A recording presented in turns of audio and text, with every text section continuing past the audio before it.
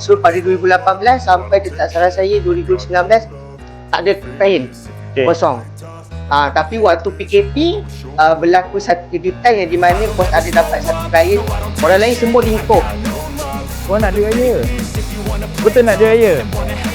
Kalau betul nak dia raya, aku akan buat quiz. Siapa boleh jawab, ambil dia raya kat aku. Cuba ceritakan sikit sejarah company kita. Saya bermula daripada mana, pindah ke mana, pindah ke mana, pindah ke mana.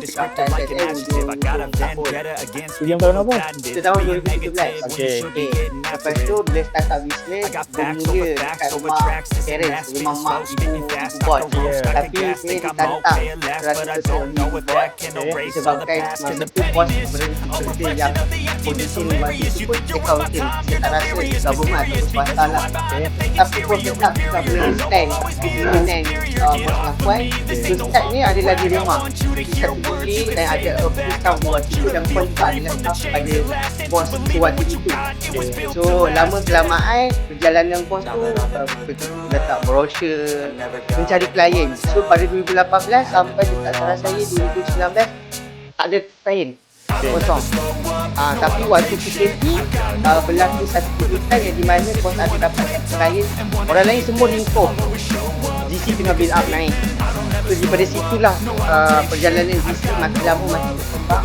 So start lepas pada situ dia pergi ke office yang tak pandai pedali, apa yang pernah dilakukan orang lama, dia akan tahulah kuasa naik tangga, naik macam ni, minta empat, baru pusing lah, ada orang masak lah. Dari situ tempatnya tak seluas sekarang, kang-kang kera letak satu tempat, orang kena start dekat so bila dah build up, dah ramai, baru kita berpindah. Saya tahun 2020 dia pindah ke sini. Bila berpindah ke sini, build up, dah tambah lagi sesuai.